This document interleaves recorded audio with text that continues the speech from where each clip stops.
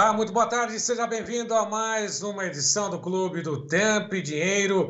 Hoje é quinta-feira, dia 19 de outubro de 2023, condições climáticas, o mercado climático. E aqui em São Paulo, só para ter uma ideia, a temperatura despencou 17 graus no início da manhã, agora 18 graus, céu encoberto, assim como em outras regiões do Sudeste, o sul do país ainda embaixo d'água em várias regiões. Centro-Norte, tempo seco, calor escaldante e a previsão mostra que a temperatura vai disparar nos próximos dias, nas próximas horas, aliás. O mercado segue atento a essas informações e você, produtor, já enfrenta problemas com relação ao plantio. Atraso nessa safra 23-24 é dado como certo, principalmente no sul, onde o excesso de umidade não permite o plantio e se planta, há problemas, inclusive com apodrecimento e até mesmo problemas com as sementes que lá estão sendo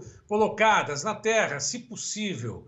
Em outras regiões é plantar no pó. O calor extremo tem prejudicado e, lógico, comprometido toda a qualidade da próxima safra que vem por aí. Mas não é só isso. Muita gente vai ter que fazer o replantio e a questão do armazenamento está no foco das atenções. Armazenamento dessas sementes está no foco das atenções. Esse e outros temas nós vamos agora abordar com o professor Alexandre Gazola, que já está conosco. Professor, mais uma vez, obrigado pela sua participação conosco. Obrigado, Sérgio, e boa tarde a todos que estão nos ouvindo aí. Bom, eu fiz um resumo daquilo que a gente tem falado, o produtor bem sabe, região sul embaixo d'água, outras regiões do centro-norte, Matopiba principalmente, não vai ver água nos próximos dias aí. É uma situação muito complicada para esta safra. Agora, o plantio ou replantio, na verdade, é dado como certo em algumas regiões, mas a semente para que ela seja aproveitada ou até mesmo plantada nessa safra, ela tem que ter condições ideais para esse armazenamento, né? Porque o excesso de calor também, em algumas regiões, vai prejudicar até mesmo o potencial produtivo dessas mesmas sementes, professor. Exatamente, Sérgio, exatamente, né? Nós estamos num ano onde a qualidade de sementes, ela é um item indispensável, né? Extremamente importante, né? Muito mais do que em outros momentos, né? Nunca foi tão importante ter qualidade na semente. Mas aí a gente vem se perguntando aonde essa semente está armazenada esperando o plantio, né? Porque nós temos regiões aí que já está com mais de 30 dias de atraso de plantio. Ela está em condições adequadas ou está em alta temperatura ou sujeita à umidade, né? Porque nós dividimos o Brasil num cerrado norte seco e sul chuvoso. Ambos temos que ter cuidado em ambas as regiões com o armazenamento. É a questão da umidade em excesso e a questão do calor em excesso. Né? Não dá para poder encontrar um meio termo agora. Portanto, o produtor ele que tem que tomar todos os cuidados necessários, porque já falar de replantio é um custo a mais, não, professor? Exatamente, né? A gente já está discutindo o replantio devido a condições adversas no solo, pós-plantio, né? Mas a gente não pode pensar em replantio porque a semente perdeu qualidade no armazenamento. Aí já é algo que extrapola, né? Faz anos que eu falo que o produtor precisa se conscientizar e construir na sua propriedade um ambiente de armazenamento mais adequado para a semente. Não precisa necessariamente ser câmara fria. Quem está em regiões quentes, ok, câmara fria é extremamente importante. Mas ter um armazém com pé direito mais alto, com folha, hoje tem as folhas térmicas, né, que tem isopor no meio, na ausência de luz, num ambiente sem pragas, sem umidade, tudo isso facilita muito a manutenção da qualidade da porteira para dentro. Isso é importante. Então, nós como produtores temos que pensar como que eu posso armazenar melhor a minha semente. E tem várias formas de qualificar esse armazenamento, porque isso faz com que ela seja preservada a qualidade que vai para o campo. Bom, inclusive, nessas suas aulas, nessas suas participações Brasil afora, sempre viajando. Hoje tivemos sorte de encontrá-lo aí. Está no Rio Grande do Sul hoje, professor? Rio Grande do Sul, Erechim hoje. Meio Está em gripado, mas Erechim. estamos... Aliás, como é que está? Está chovendo muito aí, não? Muita chuva, né? O Rio Grande do Sul e Santa Catarina, eu acho que está no pior momento da história, né? O pessoal tendo muita dificuldade, tanto colheita de trigo, quanto em manter as áreas sem erosão, né? E também as estradas, né? Rio Grande do Sul, e Santa Catarina estão com as estradas, a maioria bloqueadas, né? Então isso dificulta a logística, dificulta expedição de grãos, dificulta toda a locomoção da cadeia agrícola, né? Então realmente é um momento muito delicado. E aqui chovendo muito, Sérgio, muita chuva. Bom, então vamos aproveitar esse gancho, professor. Vamos dividir nossa entrevista, nosso bate-papo aqui para os produtores que estão nos acompanhando. Primeiro, falar dessa questão do armazenamento, das condições ideais, e depois, um segundo momento, de secamento dessas sementes, principalmente trigo, cevada, aveia também, né, nessas condições que a gente está encontrando. O professor Gazola, inclusive você que está nos acompanhando, pode mandar perguntas aqui, nós vamos encaminhá-las direto ao professor Alexandre para que ele possa respondê-las à medida do possível dentro desse espaço de tempo que ele estará conosco, né? O professor Gazola, ele tem um vídeo que preparou, que eu vou pedir para o Gleidson colocar no ar, para a gente entender um pouquinho melhor, uma forma mais didática. Aliás, o professor Alexandre Gazola, doutor Semente, como o João Batista Olive sempre o chama, né? Tem esse vídeo já pronto, mostrando exatamente aquilo que se resume, né, nas condições ideais de armazenamento. Vamos ver esse vídeo, a gente vai entender um pouquinho melhor. Vamos lá, Gleidson. Checklist do armazenamento de sementes com o professor Dr. Alexandre Gazola. Lotes de sementes com alta qualidade, física, fisiológica, sanitária e genética, exigem um criterioso processo logístico e de armazenamento.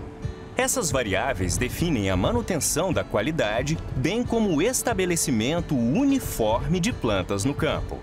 A posição solar do armazém deve ser leste-oeste. Sua localização deve ser longe de matas e lugares úmidos. Os armazéns refrigerados criam um ambiente ideal ao armazenamento, reduzindo a atividade metabólica dos lotes de sementes, preservando o vigor e a germinação. A temperatura recomendada é de 10 a 17 graus Celsius. Em armazéns convencionais, a temperatura em seu interior deve ser inferior a 25 graus Celsius. E a umidade relativa do ar no interior deve estar entre 60% e 70%. Recomenda-se que o pé direito do armazém seja superior a 8 metros. Um ambiente adequado de armazenamento proporciona a manutenção da qualidade das sementes durante esta importante etapa do pré-plantio no distribuidor e na fazenda. Sempre utilizar estrados de madeira ou similar embaixo das embalagens. Com isso, reduzimos a troca térmica e o risco de acúmulo de umidade. Monitorar diariamente ao longo do armazenamento a presença de goteiras sobre as pilhas, a entrada externa de água através de portas e aberturas, a ocorrência de animais, roedores e afins que possam danificar as embalagens. Sempre manter uma distância mínima entre o telhado e paredes das embalagens. Armazéns com boa ventilação e piso impermeabilizado se possível. Evitar folhas translúcidas no telhado e laterais do galpão. Não violar as embalagens, ao menos que seja para realizar o tratamento de sementes. Manter as etiquetas de identificações do lote presentes nas embalagens. Não armazenar à sombra ou embaixo de lonas ao céu aberto. Recomenda-se a aclimatação em pré-plantio de lotes armazenados abaixo de 17 graus Celsius. Para conhecer mais sobre o trabalho do professor Dr. Alexandre Gazola, acesse o site e acompanhe as informações e novidades.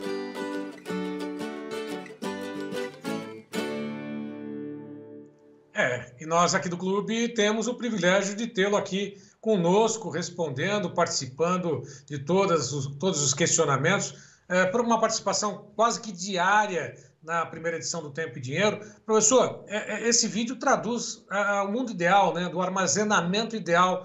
Essas condições são possíveis realmente de serem atingidas, né? Se seguir essa lição de casa, vai, lógico, ter condições aí de ter um bom desenvolvimento da safra e o armazenamento desses grãos? É o mundo ideal, não? Exatamente. O que a gente precisa lembrar, né? O produtor precisa chegar e ir ano após ano qualificando o seu armazenamento, né? Saindo daquele galpão de chão batido para um galpão específico para sementes, né? Porque vamos lembrar, não é só a semente de soja. é a semente de soja. Nos próximos dias está chegando a semente de milho, né? O cerrado que planta a safrinha, né? Depois, em algumas regiões, o feijão, o trigo, né? E no sul, mesmo ponto, né? Soja e milho junto, depois feijão e trigo, né? Então, sempre tem insumos para armazenar nesse ambiente, né? Pensando em insumo semente, né? E não precisa ser um espaço tão grande, né? Hoje daria para dizer que 50% das fazendas já se preocupam com isso, mas ainda a gente tem uns 50% que não está preocupado, que é aquele galpão de máquinas que abriga a semente, é aquela semente dentro embaixo de uma lona no campo, dentro de uma carroceria de caminhão no campo, dentro de uma outra estrutura no campo, de um graneleiro, só com uma lona em cima. Então, lembra, nós precisamos que essa semente tenha qualidade até o momento do plantio, porque para ela performar em planta, ela tem que ir para o solo com qualidade. Não só chegar na fazenda com qualidade, ir para o solo com qualidade, Sérgio. Bom, e às vezes o produtor ele reclama da cultivar, não germinou direito, a semente não foi ali da forma adequada, mas ele não levou em consideração todas essas questões relacionadas ao armazenamento, né? Tem um motivo também para não ter um desenvolvimento adequado, uma produtividade, né, ideal, não é isso, professor? Exatamente, temos que lembrar que a semente tem atividade metabólica, né? Ela é um ser vivo, né? Então ela vai gastar mais ou menos energia de acordo com o ambiente que ela está. Inclusive, não sei se a gente. Viu, professor?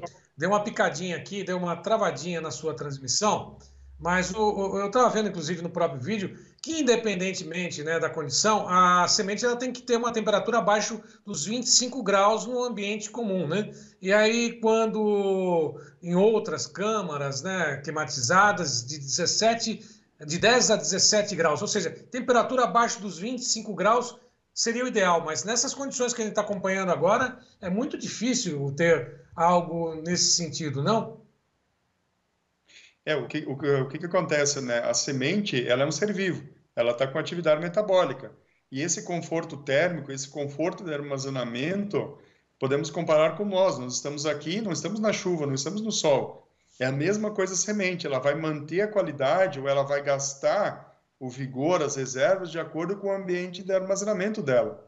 Então, ela está armazenada no ambiente adequado, ela está tendo um potencial de armazenamento maior, ela está mantendo as suas reservas. Ela está num ambiente com muita temperatura, com umidade ou com luz, ela está deteriorando. E quando ela chegar no campo, ela não gera planta. O ambiente ideal é abaixo de 25 graus. Lembre, a temperatura é um dos pontos. É temperatura. A principal seria... Acho que está trancando. Deu uma travadinha. Continuamos. A temperatura abaixo de 25 graus seria o ideal, porque ali eu tenho menor atividade metabólica. Se eu tenho câmara fria, eu posso manter entre 15 a 17 graus. Mas lembre, eu não posso ter contato de luz, então eu não posso ter presença de luz direta sobre a semente, mesmo no Big Bag ou na sacaria, né?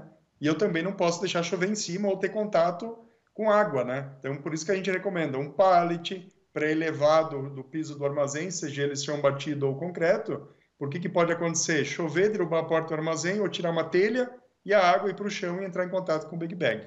Seriam os cuidados básicos, né? Bom, essa questão da logística é outro problema, né, professor? Porque sai da sementeira, o produtor vai ter todas as condições ideais de armazenamento, mas de um ponto ao outro tem um transporte, né? Esse também é um problema de garantir que na hora desse transporte, na logística, né, de sair da sementeira, chegar até o produtor que tem lá a armazenagem adequada, esperando por essas sementes, vai ter o transporte também adequado. É um outro problema a ser enfrentado e ser resolvido também, não? Com certeza, com certeza. Mas a questão do transporte, a grande questão é planejar bem as rotas de deslocamento do caminhão. Mas o grande problema que a gente vê hoje no transporte é o caminhão parado. É aquele transportador que carregou e foi passar o final de semana com a família, ou carregou e foi para a oficina com o caminhão, ou um problema de bloqueio de estrada que ele ficou parado, ou uma demora no descarregamento lá no distribuidor ou no produtor. Porque o grande problema é o caminhão parado, o caminhão em movimento, o próprio ar, por mais que ele esteja quente, ele só avisa a temperatura superficial da lona. E aí, quando o caminhão está parado, ele só concentra a temperatura. Então, esses pontos a gente precisa pensar. O setor de sementes tem ido para algumas regiões mais críticas com transporte refrigerado. O problema é que o transporte refrigerado é muito difícil de manusear, porque eu acabo sendo obrigado a carregar e descarregar o caminhão pela traseira, né? Isso é um caminhão, é um custo muito alto e uma logística difícil de operacionalizar. E o que é o intermediário? É trabalhar com caminhão com lona térmica, né? Que ele já reduz de 3 a 5 graus a temperatura superficial na lona, né? Embaixo da lona, né? Isso já ajuda muito. Mas fora isso, quem ainda não chegou com transporte refrigerado ou com lona térmica, a gente precisa preconizar, o caminhão chegou, descarrega. Esse é o ponto. Bom, tá aí também essa questão toda, né? No transporte, armazenagem e, lógico, o vigor da semente, que se for atendida a todas as condições ideais para esta semente, para esse ser vivo, como o professor sempre destaca aqui para a gente. Agora, o que a gente tem acompanhado, professor, é essa questão da própria temperatura, ao que tudo indica, vai ter um ciclo longo ainda, né? Talvez a janela fique muito apertada. Muita gente perguntou, será que existem alternativas aí com relação a sementes de um ciclo mais longo para enfrentar essa situação? Aí falando mesmo das sementes a serem disponibilizadas nesse momento para as regiões que estão enfrentando problemas maiores, principalmente com seca. Com certeza, né? O que pode acontecer é o ciclo de cultivares, a gente tem uma oferta muito grande no mercado hoje, né? O que tem que lembrar é que muitos querem fazer safrinha do milho, então estender o ciclo da soja, com certeza, vai resolver essa perca de janela, né? Que na verdade essa perca de janela ela é teórica, né? Porque a gente quer colocar o milho depois, mas pensando em janela de soja, a gente tem muito espaço ainda pela frente, né? Isso que a gente precisa lembrar. Porém, pode impactar a janela da soja, do feijão, do algodão ou do trigo que vem depois, né? Mas mais soja, né? Porque o algodão ainda tem uma elasticidade na janela, né? E o trigo vem lá na frente, março para frente, né? Então seria mais o milho, mas sim nós temos cultivares para atender esse ciclo. O máximo que vai ter que acontecer é o produtor substituir alguns materiais, fazer uma nova compra, né? Agora, Já aquilo que o vinha João com perguntou. O João chegou a fazer uma pergunta, né? Deixou essa pergunta para ti. Vai ter semente suficiente para fazer todo esse replantio se precisar? O que acontece? Vai depender do nível do replantio, né? Hoje, no volume que nós temos hoje de replantio, acredito que não vai ter problema. Mas pode ser que semana que vem venha a começar a faltar, né? Por que acontece? Nós estávamos com uma oferta considerável de sementes. Só que o que acontece? Pode ser que não tenha as cultivares e os ciclos que o produtor deseja. Isso pode acontecer, de eu ter que substituir para uma cultivar ou um ciclo que não era primeiro escalão, que vai ser segundo escalão. E isso pode afetar a produtividade, entendeu? Mas vai depender do quanto nós vamos ter que replantar, né?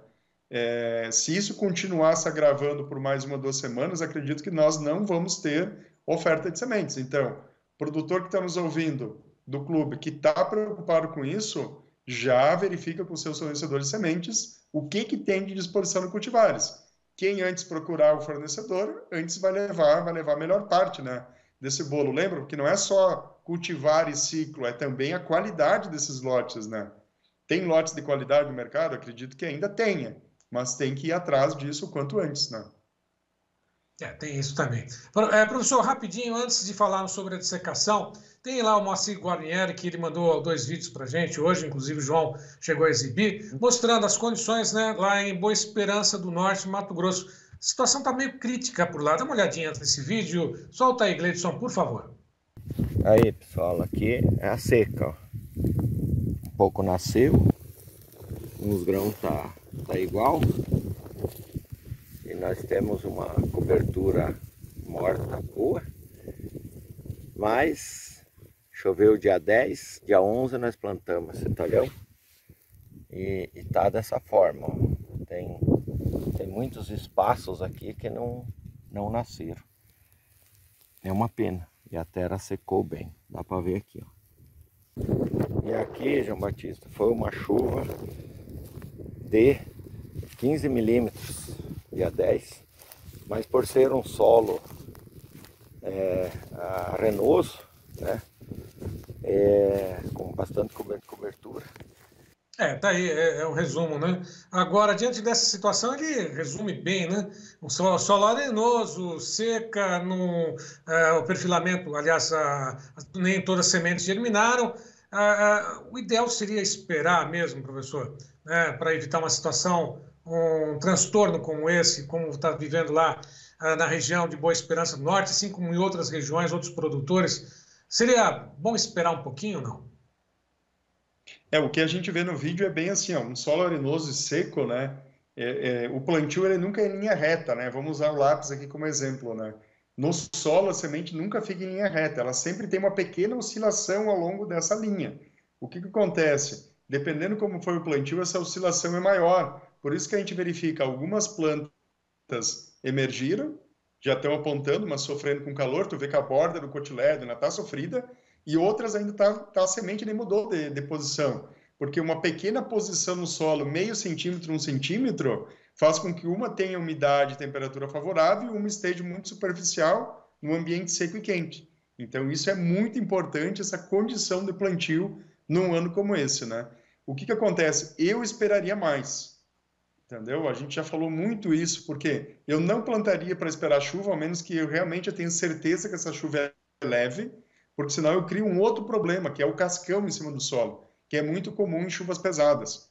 Então, eu esperaria chover, equalizar essa umidade, estar próximo ali a 60% da capacidade de campo, sem formar barro. Quando tu pega essa terra na mão, ela forma um montinho na tua mão, mas não fica com excesso de barro e nem destorroa tão rápido, né? Seria um momento para mim entrar plantando, né? Nessas áreas. Então, eu esperaria isso, mas é muito de cada produtor e da pressão que ele está passando, né? Então, se tu optar em iniciar antes da chuva, vai para as melhores áreas, dentro do que pode acontecer depois. Então, sempre seleciona os melhores talhões e vai iniciando. E não só isso, a gente vai inclusive pular para o último vídeo, viu, Gleidson, falando lá sobre aquela área que pegou fogo, né? Lá em Palotina, no Paraná. Né? Até a palhada ideal, tudo direitinho, mas só que vem o fogo e acaba, né, com aquilo que estava germinando, ou aquelas sementes todas que germinaram naquela região. Vamos para o último vídeo, viu, Gleidson? Na área de Palotina, lá da Agro Bueno, né, que pegou fogo no palhado, onde já tinha sido semeada a soja por lá. Vamos exibir rapidinho, Gleidson.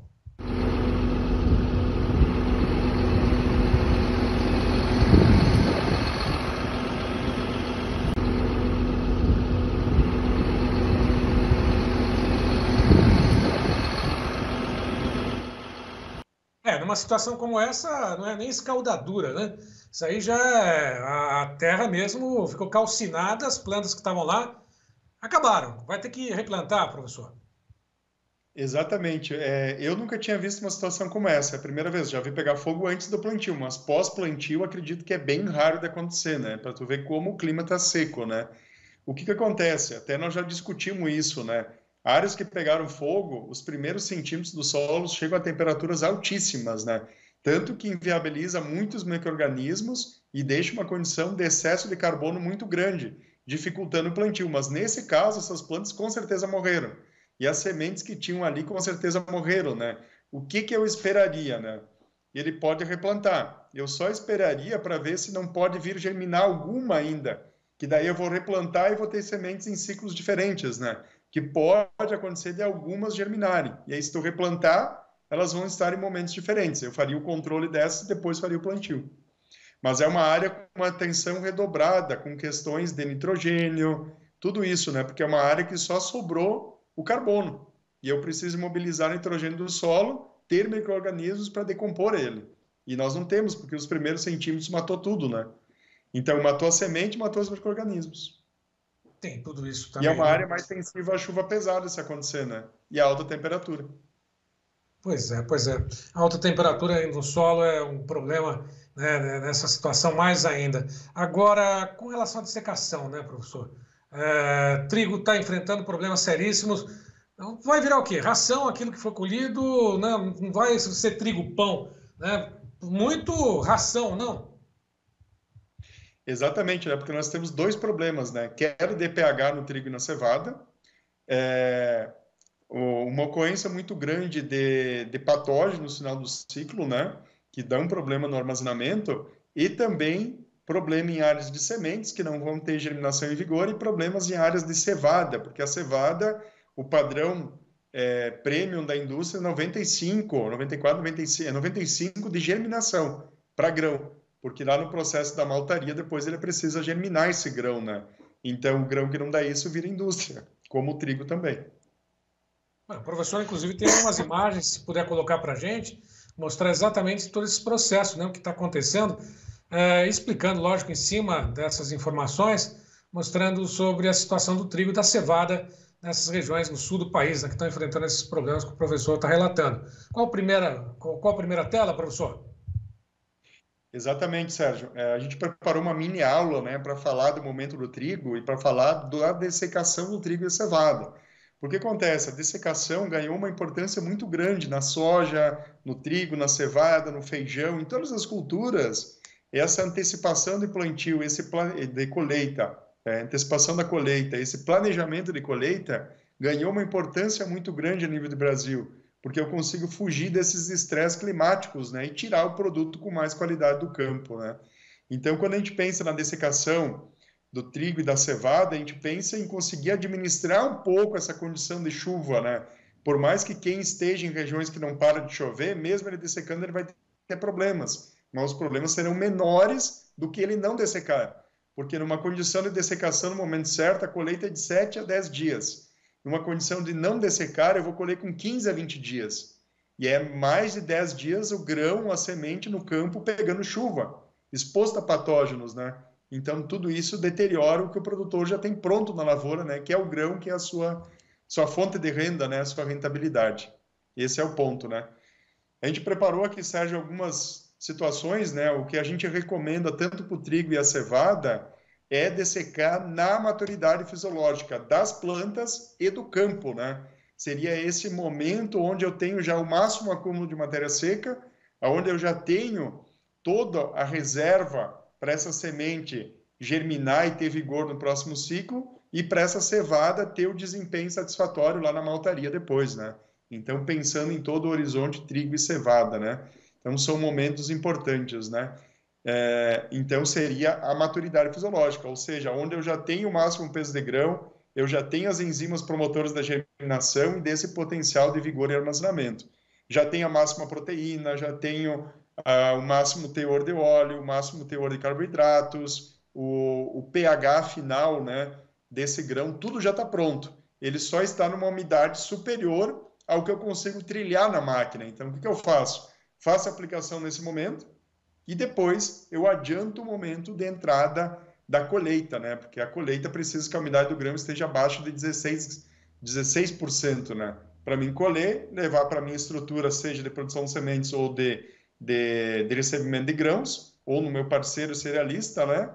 Realizar a secagem e o armazenamento, né? Isso seria os procedimentos, né? Então, a dessecação também tem um apelo já, Sérgio, de limpar a lavoura para posterior plantio da soja, por exemplo. Porque grandes regiões onde está colhendo o trigo e a cevada planta soja. Então, essa dessecação ela já é uma ferramenta para mim homogeneizar a cultura, ter esse time mais rápido de colheita e controlar plantas daninhas. Então, é comum, além do herbicida para dessecação, você trabalhar alguns outros herbicidas pontuais para as plantas daninhas. E também é comum já entrar com controle, por exemplo, de percevejo, porque eu faço tudo numa mesma aplicação. Eu já limpo a lavoura, porque essas pragas, mesmo com a planta seca, elas continuam causando dano, e eu já limpo para o plantio da soja, né? Então, homogenizo a cultura, controlo plantas daninhas, seguro pragas e entro com a colheita antecipada e liberando a área para o plantio da soja, né? E a lavoura já está limpa, né? Então, eu tenho vários benefícios aí dentro do contexto, né? Um outro ponto que a gente tem que lembrar é a antecipação, né? Com a aplicação de 7 a 9 dias. O que vai depender? Vai depender da homogeneidade da lavoura no momento da aplicação, vai depender também da temperatura média e a presença de luz nos dias posteriores à aplicação, porque é muito comum um dia chuvoso e nublado. Ele joga para frente o time aí da dessecação. Então, com dessecação 7 a 9 dias, 100 de 12 a 16, 12 a 20, a gente está vendo esse ano, né? Então, é um momento muito complicado, né? Então, o grande divisor de águas é acertar o momento da aplicação, o momento correto, né? Que seria um padrão de lavoura como essa. Essa aqui é uma área de cevada, no Paraná, próximo a Curitiba, onde a gente visualiza aí que a planta está na maturidade fisiológica, ou seja, tudo que ela tinha que ganhar em produtividade, ela já ganhou. Ela só está perdendo agora. Eu entro com a aplicação, colho antes, Sérgio. Esse é o grande ponto, aí também mostrando uma outra lavoura, né? Trigo e cevada é o mesmo time, né? O mesmo momento. Mas o que é a maturidade fisiológica, professor? Muitos devem estar pensando, né? Exatamente. A maturidade fisiológica ela é identificada, Sérgio, na planta por alguns critérios. O primeiro é a fase fisiológica da planta, né? Então, eu aceito uma aplicação, aqui na esquerda a gente está mostrando, no estágio GS85, que é o início da maturidade fisiológica, é o início do desligamento do grão da planta, né? E o GS87. Então, eu quero pelo menos mais de 50% dos grãos da lavoura na fase fisiológica GS87. E o restante pode estar passando, que é o GS91, e estar no anterior, que é o GS85. Como que eu identifico, professor? Eu vou lá no campo, tiro as espigas. Eu costumo dizer, numa área de até 100 hectares, eu coleto pelo menos 50 plantas, tiro essa espiga, descarto, aqui na direita a gente está mostrando a área de coleta. Eu pego a espiga, tiro a ponta e tiro a base de inserção, fico com o meio dessas 50. Debulho, pego o grão e aperto ele com a unha, né? E essa primeira imagem na parte da direita, momento ideal para dessecação. Ele tem que marcar e não estourar o grão. Se ele estourar o grão, ele está na fase GS85. Se ele só marcar e o grão permanecer, ele está na GS87, que é o momento ideal. Então, a própria tonalidade do grão é esse amarelinho, né? Então, é essa a condição do grão. Um outro indicador é eu pegar o pedúnculo da planta, que é o último nó antes da espiga, ele tem que estar verde. E o pedúnculo, até a espiga, tem que estar amarelo. E a parte de baixo também. Tolera-se uma partezinha verde, né? Que é mais ou menos isso aqui que a gente está vendo na imagem, João. Eu quero o último nó verde e o pedúnculo ali, o pescoço da planta, amarelinho. É isso que a gente busca no campo, né? E o grão nessa condição que eu estou mostrando, ó. Mais de 50% na GS87, eu apertei ele com a unha, ele só marcou e não estourou. Na GS85, ele estoura. Então, a gente tolera uma pequena quantidade na GS85 e o restante na GS87 para frente. Esses seriam os pontos ideais, né, para a gente fazer a dessecação, Sérgio. Não sei se tem alguma dúvida. Esse seria o ideal, né? Como o professor falou. Agora a gente está com um problema seríssimo, né? De falta de luz, água em excesso. Vai atrapalhar todo esse processo de secação lá no comecinho, né? Aplicar ou não, esperar ou não. Né? O problema, esse ano é atípico também para a dessecação também, né? Da cultura do trigo e da cevada também, não, professor? Exatamente, exatamente. Então, tem que entrar no momento certo, né? A gente precisa lembrar que num ano como esse é preferível tu dessecar do que não dessecar. Nos dois tu não vai ter o ideal, mas tu vai ter uma condição melhor dessecando, né, Sérgio? Tá certo. Então, o ideal é dessecar, né? Não esperar não, pelo contrário, porque tem as condições climáticas que não são favoráveis. E é lógico, nós tivemos aqui a oportunidade de ter uma aula com o professor Dr. Alexandre Gazola, como sempre, né? Eu fico aqui, né, tentando captar um pouquinho dessas informações, né, que são muitas informações, e o produtor aí do outro lado, aquele que nos acompanha, sabe bem exatamente no dia a dia, né, no campo, ali na lida, todas essas informações, aplicar essa teoria na prática, e o professor Gazola viajando o Brasil todo, mostrando esse conhecimento, repassando o conhecimento, que não adianta guardar para si próprio, não, tem que repassar todas essas informações para que todos tenham uma produtividade e, lógico, rentabilidade, sucesso na atividade e alimentar esse mundo afora. Professor, foi um prazer, essa aula foi excepcional, muito obrigado. E vamos combinar uma próxima oportunidade, uma outra sua participação e preparar uma aula como essa que nós tivemos hoje, que acho que, sem dúvida nenhuma, foi muito proveitosa. Perfeito aí, perfeito. Então, acho que são informações importantes nesse momento, né? É um momento, é um ciclo que está demonstrando a importância do conhecimento técnico na ponta, né? Tanto no plantio, quanto no armazenamento, quanto na dessecação pré-colheita das culturas. Obrigado. Eu que agradeço, professor Alexandre Gazola. Até uma próxima. E a todos que estiveram conosco, nosso muito obrigado. Eu volto logo mais com o fechamento no mercado, informações sobre o mercado do boi gordo, tudo o que aconteceu nesta quinta-feira no mercado climático, né? No clima, no mercado financeiro, no mercado de commodities agrícolas. Um bom início de tarde, aliás, finalzinho de tarde. Logo mais eu volto com outras informações. Até lá!